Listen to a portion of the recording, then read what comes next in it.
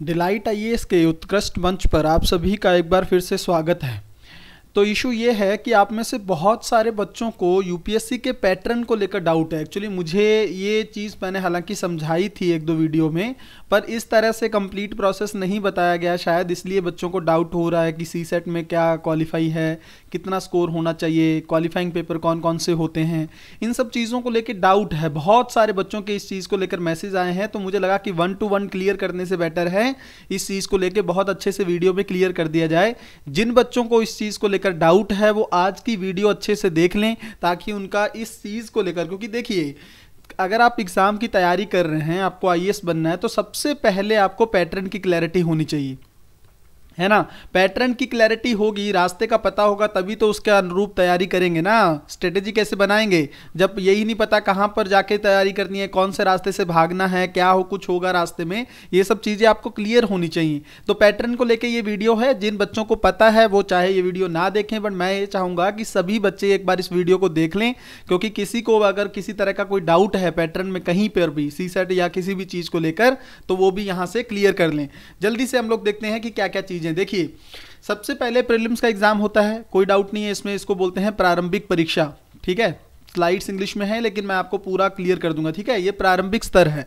इसमें दो पेपर होंगे आपके। एक पेपर होगा जनरल स्टडी का, इसको सामान्य अध्ययन कहते हैं। दूसरा पेपर भी जनरल स्टडी 2 बोलते हैं, इसको सिविल सर्विसेज एप्टीट्यूड टेस्ट बोलते हैं। सी सेट का पेपर होता है ये, ठीक है। अब डिफरेंस क्या है, देखिए इस पेपर में आपका एप्टीट्यूड चेक होना है, ठीक है। आपका मैथ रीजनिंग का लेवल चेक होना है कि थोड़ा बहुत, देखो बेसिक जो है कैलकुलेशन वो आईएएस को आनी चाहिए, ठीक है। बिल्कुल बेस अगर मैथमेटिक्स नहीं आएगा ना उसको, तो कहीं ना कहीं पर अधिकारी के लिए दिक्कत थोड़ी सी उत्पन्न होती है, ठीक है। तो बेसिक मैथ और आपका एप्टीट्यूड का लेवल चेक करने के लिए ना कहीं पर इस पेपर को जोड़ा गया है। ये आपको पता है, इसको लेकर बहुत सारा आंदोलन और वो सारे इशू भी हुए थे जब इंग्लिश को लेकर कॉम्प्रिहेंशन वगैरह पूछा जाता था, वो चीज़ें फिर हटा दी गई थी। देखिए इस पेपर को पहले समझिए, ये क्वालिफाइंग नेचर का पेपर है। कैसे, इसके अंदर अब जैसे ये 200 नंबर का पेपर है ना, इसके अंदर आपको 33% स्कोर करना है। और 33% का मतलब डाउट बहुत सारे बच्चों को ये होता है कि 67 चाहिए, 67.5 चाहिए, 66.5 चाहिए, कितने चाहिए। इसमें आपको सिर्फ 66 मार्क्स चाहिए। इस चीज़ को अच्छे से क्लियर कर लीजिए, ठीक है। 66 मार्क्स अगर आपके इस पेपर के अंदर हैं तो आप सेकंड पेपर क्वालिफाई कर जाते हैं। अच्छा, अब ये 66 जो है ना सिर्फ इस पेपर के लिए हैं। अब ये ऊपर वाले पेपर में काउंट नहीं होंगे, ऊपर वाले पेपर की कट ऑफ अलग से बनेगी, ठीक है। इसमें आपको 66 लेना होगा, नहीं तो ये पेपर जो है आपका वैल्यू नहीं रखता है। अगर आप इसमें मान लीजिए 65 आए ना, तो इसमें आप चाहे 135 ले लें, 140 ले लें, यहाँ पे 200 के 200 ले लें, कोई फर्क नहीं पड़ता। यहाँ पर 66 होना बहुत जरूरी है। क्लियर हो गया आप लोगों को। इसमें 66 मार्क्स होने चाहिए, 33% मार्क्स होने चाहिए। इसका मेरिट से कोई लेना देना नहीं है, ये सिर्फ आपको क्वालिफाई करना है। अब दूसरे पेपर को समझ लेते हैं, पहले पेपर में क्या है। अब ये पेपर है 200 नंबर का, ये भी दोनों ही पेपर 200 के हैं। इसमें 66 लेके आपको छोड़ देना है, इसका कोई 66 लेके इसको छोड़ देना है, इसका कोई लेना देना नहीं। अब देखिए इसमें आपके जितने नंबर आते हैं, ठीक है, मान लीजिए जैसे कट ऑफ कई बार 98 जाई गई है, एक बार 87 गई है, ठीक है, इस बार कुछ बता रहे हैं 100 के आसपास रह रहा है। तो अगर मान लीजिए आपके इससे ज्यादा मार्क्स हैं 200 में, तब जाके आप प्रीलिम्स क्वालिफाई माने जाएंगे। मेरी बात समझ गए आप। इसमें 66 लेना है और इसमें आपको जितना भी कट ऑफ जाएगा वो सिर्फ पहले पेपर को लेकर जाएगा। ये दोनों कंबाइन नहीं होंगे, प्लस नहीं होंगे। एक टाइम था जब दोनों पेपर के मार्क्स जुड़ते थे, अब नहीं है। अब ये अलग कर दिया गया है पेपर। इसमें आपको 66 चाहिए तभी ये पेपर आपका देखा जाएगा, वरना ये पेपर शायद देखा भी ना जाए, ठीक है। तो 66 इसमें क्वालिफाई करने के बाद फिर आपकी जो कट ऑफ है, जो मेरिट है, वो इस पेपर के बेस पे बनेगी। अब वो मेरिट कितनी भी जाए, चाहे 80 चली जाए, आपके उसके 80 से ज्यादा होंगे तब आप क्वालिफाई करेंगे। आपके 79 आए तो आप बाहर हो जाएंगे, चाहे आपने इसमें 66 लिए हों। प्रीलिम्स को लेके मुझे लगता है आपको इशू नहीं होना चाहिए। और प्रीलिम्स में इस पेपर का सिलेबस क्या है, इसमें तो पता है 3 चीजें आती हैं, मैथ आती है, रीजनिंग आती है और कॉम्प्रिहेंशन का पेपर आता है। कॉम्प्रिहेंशन में कुछ नहीं होता, पैराग्राफ पूछे जाते हैं और आपके लगभग जो है उसमें क्वेश्चन दिए जाते हैं, वो आपको सॉल्व करने होते हैं, पैराग्राफ से ही आंसर देने होते हैं। रीजनिंग आपको पता ही है, मैथ आपको पता ही है, ठीक है। इसके तीनों के मान लीजिए इक्वल ही क्वेश्चन आते हैं। मान लीजिए इसके 25 से 26 क्वेश्चन, इसमें 80 क्वेश्चन होते हैं। ये देखिए क्वेश्चन देख लीजिए, तो इसमें अगर आप देखेंगे तो 100 क्वेश्चन है। इसमें एक क्वेश्चन 2 नंबर का है, इसमें एक क्वेश्चन 2.5 मार्क्स का है, ठीक है। तो थोड़ा सा ये डिफरेंस भी आप याद रखेंगे। ये 80 प्रश्न है इसमें, ठीक है। तो 80 में से आपको अब 2.5 का है, तो अब आपको इसमें 66 मार्क्स जो हैं वो क्वालिफाई करने हैं। मान लीजिए क्वेश्चन, आप मान लीजिए लगभग 27 क्वेश्चन सही होने चाहिए काट पीट के, ठीक है। तो ये क्लियर हो गया चीज, कोई इसमें डाउट नहीं है। सिलेबस तो हम लोग पहले भी डिस्कस कर चुके हैं, एक बार फिर से भी कर लेंगे क्या इसके अंदर है। जो पहला पेपर है इसके अंदर क्या है, अब आपको ये तो आपको पता है, मेन स्ट्रीम के सब्जेक्ट हैं, राजनीति है, पॉलिटी है, हिस्ट्री है, ज्योग्राफी है, इकोनॉमिक्स है, इन्वायरमेंट है, ठीक है, साइंस एंड टेक्नोलॉजी है, ठीक है। इसके अलावा डिफेंस का कुछ सेक्टर इसी टेक्नोलॉजी में आ जाएगा। फिर उसके अलावा इसमें करंट अफेयर का सेगमेंट है, ठीक है। ये जो सिलेबस है, ये सिलेबस आपका पहले पेपर का है, और इसमें मैथ, रीजनिंग, कॉम्प्रिहेंशन मैंने आपको बता दिया। तो ये तो प्रीलिम्स का इशू हो गया। अब सेकंड लेवल देखते हैं। अब देखिए प्रीलिम्स में आपका क्या है ना, जैसे मैंने आपको बताया, देखिए पहली चीज तो क्या है, हिंदी और इंग्लिश दोनों में छपा होगा पेपर, ठीक है। इसको लेकर डाउट नहीं होना चाहिए। अगर आप कोई किसी क्वेश्चन में हिंदी अच्छे से नहीं पढ़ पा रहे हैं तो इंग्लिश का वर्जन आपको देखना है, वही वेरीफाई भी माना जाता है, ठीक है। हिंदी में गलतियों को ध्यान नहीं दिया जाता है। दूसरा ये है, जैसे मैंने बताया, आपको सीसेट क्वालिफाई करना होगा, तभी जनरल स्टडी पे आपकी मेरिट बनेगी, ठीक है। और सिर्फ जो है प्रीलिम्स का जो स्कोर है वो जनरल स्टडी का बनेगा, ठीक है। पेपर दोनों में होगा। अच्छा, नेगेटिव मार्किंग 1/3 है। अब इसको समझ लीजिए कैसे क्या सीन है, इसमें लेकर भी बच्चों को दुविधा है। देखिए मान लीजिए आपने टोटल 90 प्रश्न अटेम्प्ट किए, ठीक है। जीएस की मैं बात कर रहा हूँ, 90 प्रश्न अटेम्प्ट किए, उसमें आपके 60 सही हैं। कभी भी निकालना हो, बिल्कुल सीधा सिंपल तरीका बता रहा हूं आपको, 60 सही है ना आपके, मान लीजिए, तो 120 नंबर यहां से निकाल लीजिए, ठीक है। 2 नंबर का है ना पहले पेपर में। अब नेगेटिव देखने का, क्योंकि 30 तो गलत हो गए। अब इसको 2 से मल्टीप्लाई करके 3 से डिवाइड कर दीजिए, ठीक है। ये किया यहां पर, ये किया, ये 10 पे गया, ठीक है। और 10 दूना ये कितना आ गया, ये 20 आ गया। तो ये 20 अगर माइनस कर देंगे ना, तो आपका जो एग्जैक्ट स्कोर है वो 100 बन रहा है। अब इसको आप किसी भी फॉर्मूले में कर दीजिए, यहाँ पे 50 आए, यहाँ पे चाहे 40 आए, किस तरह से आप इसको कर सकते हैं, ठीक है। बहुत इजीली तरीके से मैंने बता दिया। और अगर सीसेट में कैसे करेंगे, मान लीजिए सीसेट में आपके 35 क्वेश्चन सही हैं, तो इसको 2.5 कर देंगे, और यहाँ पर मान लीजिए 10 गलत हैं, तो 10 में 2.5 डिवाइड बाई 3, तो इसको माइनस करना है इस स्कोर में, तो आपका जो जेन्युइन स्कोर है वो यहाँ पे निकल के आ जाएगा। तो नेगेटिव मार्किंग समझ में आ गई। 1/3 है लेकिन है 2/3, बोला इसको 1/3 जाता है लेकिन 2/3 करता है, यहाँ पर देखिए आप, ठीक है। मार्क्स का 2/3 जो है वो लेस होता है। अब हम आते हैं जल्दी से मेंस के पैटर्न पे, वीडियो की लेंथ थोड़ी बड़ी हो रही है। देखिए अब इसमें होते हैं टोटल 9 पेपर, कई बार मैंने बताया 9 पेपर। अब इसको थोड़ा समझिए, ये है कंपलसरी इंडियन लैंग्वेज का पेपर, मतलब जो 8th शेड्यूल है ना, जो 8वीं अनुसूची है भारत की संविधान की, भारतीय संविधान की, उसमें जो भाषाएं दी गई हैं उनमें से आप कोई एक भाषा ले सकते हैं, ठीक है। मैं आपको दिखा देता हूं वो भी भाषाएं कौन कौन सी हैं जिसके अंदर आपको ये पेपर लेना। जैसे यहां पर देख ही लीजिए, जैसे असामी है, ठीक है, बंगाली है, गुजराती है, हिंदी है, कन्नड़ है, कश्मीरी है, कोंकणी है, मलयालम है, मणिपुरी है, मराठी है, नेपाली है, उड़िया है, पंजाबी है, संस्कृत है, सिंधी है, तमिल है, तेलुगु है, उर्दू है, बोडो है, संथाली है, मैथिली और डोगरी है, ठीक है। इसमें आप देखिए मेनली बंदे क्या लेते हैं, हिंदी ले लेते हैं, या फिर जिसका जो है मान लीजिए कई लोग गुजराती भी ले लेते हैं, कई लोग पंजाबी भी ले लेते हैं, ये आप पे डिपेंड करता है। ये फर्स्ट पेपर है जो आपको रीजनल लैंग्वेज का लेना है इसमें, इस पेपर में। और ये देखिए ये इंग्लिश क्वालिफाइंग का पेपर है, ये इंग्लिश का ही होगा, ठीक है। इसमें आपके पास ऑप्शन नहीं है। तो ये जो दोनों पेपर आप देखिए, मार्क्स इनके 300 के हैं, ये बाकी पेपर 250 नंबर के हैं, ये 300 है। इसमें कितना लेना है दोनों ही पेपर में, इसमें आपको लेना है 25%। 25% मतलब 300 का 25% कितना हो गया, 75, ठीक है। तो अब ये 75 आपको 300 दोनों पेपर में लेना है, ताकि आपके बाकी पेपर जो हैं वो चेक हो सकें। आप समझ गए, ये दोनों जो है मेरिट में काउंट नहीं होंगे ये पेपर, ठीक है, टोटल में काउंट नहीं होंगे, बट क्वालिफाई करने होंगे ये पेपर, ठीक है। स्कोर कितना करना होगा, 75, और कितना है 25%, और मार्क्स कितने हैं टोटल 300 के। इसमें आप कोई भी हिंदी ले सकते हैं, पंजाबी ले सकते हैं, कोई भी रीजनल लैंग्वेज जो 8th शेड्यूल में है, 8वीं अनुसूची मैंने दिखा भी दी है, ठीक है। आपको डाउट नहीं रहना चाहिए कोई भी। और ये इंग्लिश का क्वालिफाइंग का पेपर है, ये तो इंग्लिश में ही होगा, तो इतनी इंग्लिश तो आपको आनी चाहिए कि आप इसमें से 75 स्कोर कर लें। मैंने इसको लेकर एक वीडियो बनाई है, जिन बच्चों को इसको लेकर डाउट है, बहुत ही बढ़िया स्ट्रेटेजी मैंने उस वीडियो में बता रखी है।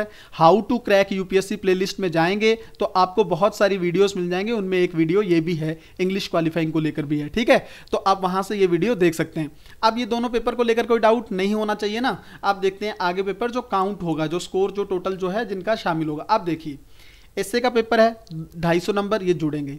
जनरल स्टडी 1 का पेपर है 250 नंबर का, जनरल स्टडी 2 का पेपर है 250 नंबर का, फिर 3 है 250 का, 4 है 250 का। इसी तरह से ये चारों कितने के हो गए आप, ठीक है। ये अब देखिए ये 4 जनरल स्टडी के ये हो गए और ये हो गए, ये लगभग 1250 हो गए, ठीक है। और यहाँ पे 2 ऑप्शनल के पेपर है, ये भी एक जो पेपर ऑप्शनल का है वो 250 का, 2 पेपर होते हैं ना ऑप्शनल में, ऑप्शनल एक है लेकिन उसके पेपर 2 हैं। अब ये मत समझ लेना 2 अलग अलग ऑप्शनल है, वो पहले था अब खत्म कर दिया सिस्टम, वो एक ऑप्शनल है। मान लो आपने कोई भी लिटरेचर का सब्जेक्ट लिया या मान लो आप लोगों ने ज्योग्राफी ले लिया, कुछ भी ले लिया, उसके 2 पेपर होंगे, ज्योग्राफी के ही 2 पेपर होंगे। उसका एक पेपर जो है वो 250 का, तो ये टोटल कितना हो गया 500 का। अब ये टोटल कितना हो गया 1750 नंबर हो गए ना। ये 1750 नंबर का जो है ये आपका मेंस एग्जाम है, ये है पूरा जो मेरिट में काउंट होगा। इसमें आपके कितने नंबर आते हैं उसके बेस पर आप क्वालिफाई करेंगे, समझ गए। ये दोनों काउंट नहीं होंगे बट ये दोनों क्वालिफाई करने जरूरी है, वरना ये चेक ही नहीं होंगे, ठीक है। इनका कोई मतलब नहीं अगर आप इसमें से 75 दोनों पेपर हैं। अब आप सोचिए हिंदी में 300 नंबर का पेपर है, 75 नहीं ले पाएंगे क्या? बहुत इजीली ले लेंगे। इंग्लिश का 300 नंबर का पेपर है, 75 तक की तैयारी नहीं कर पाएंगे। मैंने स्ट्रेटेजी बता रखी है, उसको फॉलो कर लीजिए, बहुत आसानी से कर पाएंगे, बहुत आसान है वो। मैंने स्ट्रेटेजी बता रखी है इसलिए यहाँ पर नहीं बता रहा हूँ, वो वीडियो एक प्रॉपर उस पर बनी हुई है। कोई दिक्कत है क्या इसमें? बाकी सारे पेपर 250 नंबर के हैं और सब मेरिट में काम शामिल होंगे। ये दोनों जो पेपर हैं, ये दोनों पेपर हैं, ये शामिल नहीं होंगे। अब थोड़ा सा आगे चीजें देखते हैं क्या है। देखो सबसे पहले ये है 1750 नंबर जोड़ लिए ना हमने, कोई डाउट नहीं। पहला पेपर मैंने बता दिया कि दोनों क्वालिफाइंग है, वो आपका सिर्फ क्वालिफाई करना है, आपको 25% उन दोनों में लेना है। अच्छा एक चीज समझ लीजिए, यूपीएससी आपको आंसर शीट देगी, ठीक है, एक ही आंसर शीट मिलती है, एक्स्ट्रा कुछ नहीं मिलेगा। मतलब आप ये सोचो कि मैं ज़्यादा लिख दूं, ऐसा नहीं। उसमें क्या होता है पता है, जैसे मान लीजिए 150 वर्ड का है ना क्वेश्चन, एक 150 वर्ड के आते हैं, 250 वर्ड के आते हैं, 10-10 क्वेश्चन आते हैं, ठीक है, टोटल 20 क्वेश्चन, 10 ये 10 ये। अब इसमें से ना उतना ही स्पेस दिया होगा, जैसे मान लो यहाँ पर क्वेश्चन लिखा है ना, तो उतना ही स्पेस दिया होगा, उसी के अंदर आपको लिखना पड़ेगा। फिर दूसरा क्वेश्चन शुरू हो जाएगा, फिर थोड़ा स्पेस दिया होगा तो फिर तीसरा क्वेश्चन शुरू हो जाएगा, ठीक है। तो यूपीएससी आपको एक्स्ट्रा स्पेस देती ही नहीं है, आपको जरूरत ही नहीं है, जितना दे रखा है उसी के अंदर आप लिख लीजिए, एक्स्ट्रा शीट आपको नहीं मिलेगी। ये भी मैंने क्लियर कर दिया यहाँ पे। अब आगे देखते हैं, ये लैंग्वेज आप लोगों ने देख ली कौन कौन सी 22 भाषाएं। हल्का सा देख लीजिए क्या क्या आता है पहले पेपर में। देखिए पहले पेपर में आपकी बेसिकली जो है वो आपका कल्चर का सेगमेंट है और हिस्ट्री है, ठीक है, संस्कृति है, इतिहास है, भूगोल है और समाज है, ठीक है। ये 4 जो सेगमेंट है ये फर्स्ट पेपर में आते हैं। जनरल स्टडी के 4 पेपर की बात कर रहा हूं मैं, जो 250 नंबर के थे। एसए में तो आपको पता ही है ना, डिस्कस कर चुके हैं हम, यूपीएससी मेंस 2022 सारा, तो वो सब वीडियोस देख लीजिएगा, बहुत हेल्पफुल रहेंगी 2023 के मेंस, 24 के मेंस के लिए, ठीक है। तो एसए में तो देखो 8 एसए पूछे जाते हैं, उनमें से आपको एक सेगमेंट में 4 होते हैं, दूसरे सेगमेंट 4, इनमें से पहले में 1 लिखना होता है, दूसरे में, तो टोटल 8 में से आपको सिर्फ 2 एसए लिखने होते हैं, ठीक है। तो एसए के पेपर को लेकर कोई इशू नहीं है। अब देखिए जनरल स्टडी के पेपर में क्या आता है, पहले पेपर में आता है इतिहास, संस्कृति, भूगोल और समाजशास्त्र, ठीक है, जो भी समाज का, भारतीय समाज का हिस्सा है। दूसरे पेपर में क्या आता है, देखिए राजनीति, ठीक है, भारतीय राजनीतिक व्यवस्था और शासन का जो भाग है, ये दोनों मेन सेगमेंट है इसमें, ठीक है। भारतीय संविधान भी आता है इसमें, ठीक है। यहाँ पर सामाजिक न्याय, अब देखिए इसमें डिफरेंस है, ये भारतीय समाज है और ये सामाजिक न्याय है, दोनों डिफरेंस अलग अलग है, थोड़ा सा मिला के ही पढ़ना होता है इनको। ये आईआर है जो हम लोग कर ही रहे हैं, इंटरनेशनल रिलेशनशिप, ठीक है। अंतर्राष्ट्रीय संबंध कौन से पेपर में आता है, जनरल स्टडी 2 के पेपर में आता है, ठीक है। अभी आप ये देखेंगे ये भी 250 नंबर का है, ये भी 250 का है, ये भी 250 का है, तीनों चारों पेपर 250 नंबर के हैं। तीसरे पेपर में क्या आता है, साइंस एंड टेक्नोलॉजी है, अर्थशास्त्र, इकोनॉमी है, ठीक है, और जैव विविधता, ये बिल्कुल एनवायरनमेंट का सेगमेंट है, ठीक है। और सिक्योरिटी, इंटरनल सिक्योरिटी और डिजास्टर मैनेजमेंट, आपदा प्रबंधन, है ना। तकनीक इसमें आएगी, अर्थशास्त्र आएगा इसमें, इकोनॉमी आएगी और जो पर्यावरण का सेगमेंट आएगा, और साथ में कहीं ना कहीं पर इंटरनल सिक्योरिटी और आपदा प्रबंधन, ये इसमें आ जाएंगे। चौथा पेपर आपका एथिक्स का है, ठीक है, इसको नीति शास्त्र का पेपर बोलते हैं, क्या होना चाहिए क्या नहीं होना चाहिए, ठीक है। ईमानदारी किसको बोलते हैं, सत्यनिष्ठा किसको बोलते हैं, ठीक है। फिर आपको केस दे देंगे, आप आईएएस अधिकारी हैं, आपके जिले में ये सब घटना हो रही है, आप कैसे डील करेंगे, है ना, इसको लेकर भी हम वीडियो बनाएंगे, केस स्टडी कैसे डील करनी चाहिए। तो ये 4 पेपर है, ठीक है। मोटा मोटा मैंने आप लोगों को बता दिया। किसी दिन वैसे तो सब्जेक्ट वाइज हर टीचर ने एनसीईआरटी से पहले सिलेबस का ओवरव्यू दिया है, लेकिन हम भी किसी दिन पूरा सिलेबस देख लेंगे। अगर आप लोग डिमांड करेंगे, आप लोगों को इशू होगा ना, तो एक एक लाइन में आप लोगों को सिलेबस की समझा दूंगा कि इसके अंदर क्या क्या चीजें हैं। आप लोगों को इशू हो तो आप कमेंट के माध्यम से पूछना, तो मैं अगली वीडियो उसकी बना दूंगा, ठीक है। अब आगे देखते हैं। अब आपको देखिए ऑप्शनल कौन कौन से सब्जेक्ट ले सकते हो आप, ये देखो, ये है सब्जेक्ट की, मैंने ये भी डाल दिया है, ठीक है। एग्रीकल्चर से ले सकते हो, सिविल इंजीनियरिंग ले सकते हो, जियोलॉजी ले सकते हो, मैकेनिकल इंजीनियरिंग ले सकते हो, साइकोलॉजी ले सकते हो, commerce and accountancy, history, medical science, ठीक है, पब्लिक एडमिनिस्ट्रेशन, ठीक है ना। इकोनॉमिक्स ले सकते हो आप, लॉ ले सकते हो, फिलॉसफी ले सकते हो, सोशोलॉजी ले सकते हो, इलेक्ट्रिक इंजीनियरिंग ले सकते हो, मैनेजमेंट ले सकते हो, फिजिक्स ले सकते हो, स्टैटिस्टिक्स ले सकते हो, ज्योग्राफी भूगोल ले सकते हो, मैथ भी ले सकते हो, है ना। पॉलिटिकल साइंस और इंटरनेशनल रिलेशनशिप ये भी बहुत सारे लोग लेते हैं, जूलॉजी ले सकते हो, ठीक है। तो ये लिस्ट है ऑप्शनल की, कौन कौन से पेपर आप ऑप्शनल के ले सकते हो। दूसरा, इसको अच्छे से देख लीजिएगा, किसी को डाउट हो तो इसमें आप क्लियर कर लीजिए। दूसरा, लिटरेचर के सब्जेक्ट भी ले सकते हो ऑप्शनल में, है ना। मैंने आपको कई बार मैंने प्रेफरेंस दिया ना कि लिटरेचर के सब्जेक्ट आप लोगों को जहाँ लेने चाहिए, तो इसमें कौन कौन से ले सकते हो आप। हिंदी ले सकते हो, कन्नड़ लिटरेचर ले सकते हो, कश्मीरी ले सकते हो, कोंकणी ले सकते हो, मैथिली लिटरेचर ले सकते हो, साहित्य जो होता है ना, मलयालम साहित्य ले सकते हो, पंजाबी साहित्य ले सकते हो, तेलुगु साहित्य ले सकते हो, मणिपुर लिटरेचर ले सकते हो, संस्कृत ले सकते हो, उर्दू ले सकते हो, मराठी, संथाली, इंग्लिश लिटरेचर भी है, ठीक है। कुछ बच्चे इंग्लिश लिटरेचर भी लेते हैं, तो नेपाली लिटरेचर भी ले सकते हो, सिंधी भी ले सकते हो, उड़िया भी ले सकते हो, तमिल भी ले सकते हो, ठीक है। अब इससे ज़्यादा क्लैरिटी और नहीं आपको कोई कहीं से मिल सकती है। मैंने पूरी तरह से स्लाइड्स डाल दी हैं, जिन बच्चों को इश्यू हो वो रोक के देख लेना, ठीक है।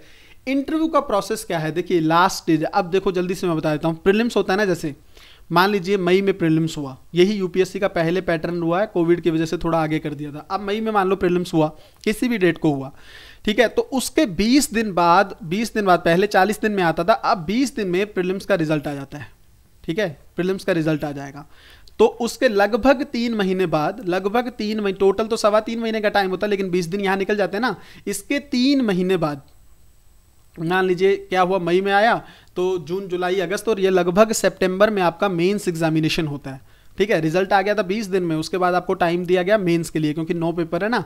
मेंस का हो गया, मान लीजिए पेपर हो गया।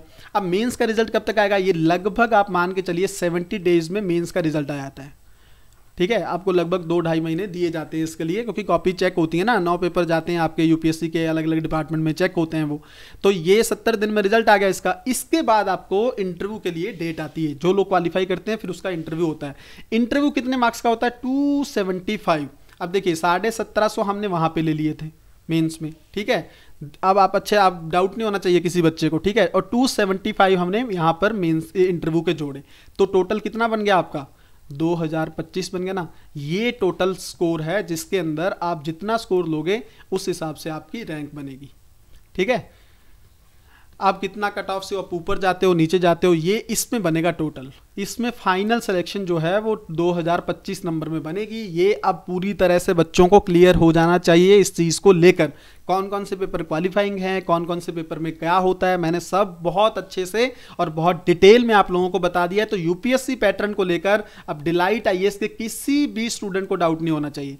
अगर आप लोगों को कहीं ना कहीं पर अच्छा हुआ है, क्लैरिटी आई, तो कमेंट के माध्यम से ज़रूर बताना आप लोग कि कितना है। अगर किसी को कोई डाउट भी हो तो वो बता देना मुझे। सिलेबस अगर आप लोगों को डिटेल एक्सप्लेनेशन चाहिए होगी तो वो भी मुझे बताना, मैं सिलेबस की वीडियो भी डाल दूंगा, ठीक है। तो ये आप लोगों का बहुत सारे क्वेश्चन आए हुए थे, इस चीज़ को लेकर क्लियर करना जरूरी था। मैं नहीं चाहता था कि कोई भी बच्चा दुविधा में रहे। डिलाइट आईएएस के लिए, हमारी पूरी टीम के लिए एक एक बच्चा इंपॉर्टेंट है, ठीक है। आप लोगों के साथ मैं पर्सनली तौर पर खड़ा रहता हूं। मैंने अपना नंबर दे रखा है ताकि आप लोग बात कर सको। मीटअप के लिए बच्चे आते हैं, मिलने के लिए आते हैं, तो वो सब चीज़ें आप लोगों के लिए अवेलेबल हैं। आप लोग चाहो तो मिल भी सकते हो।